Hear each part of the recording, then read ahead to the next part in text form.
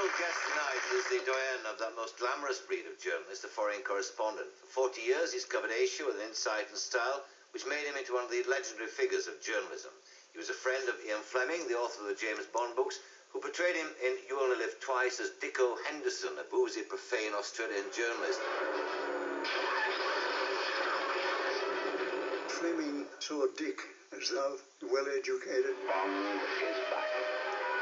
Fleming, like Hughes, travelled in a very particular way.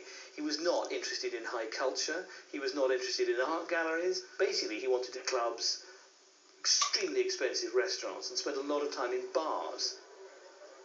Ian Fleming was an amazingly contradictory character, complex character, because on the one hand he was this dashing naval commander who'd been the personal assistant to the Director of Naval Intelligence during the war, and then of course he was given the job of foreign manager of the Sunday Times.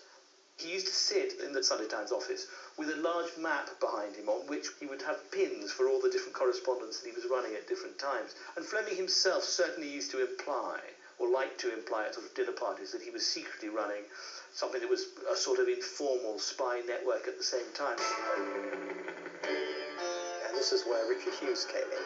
He was sort of headhunted, and he was recruited to Ian Fleming's bunch of foreign correspondents. What's fascinating, I think, about You Only Live Twice is in some ways it's sort of a travelogue. It's based so firmly on what he and Hughes did together when they were on this strange, very swift trip to the Far East. Welcome to Japan, Mr. Bond. What are the stories that really stand out?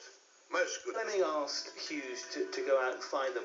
It's conceivable that he'd been asked to do so by some of his former colleagues within intelligence. I wouldn't be at all surprised if that is where the idea came from.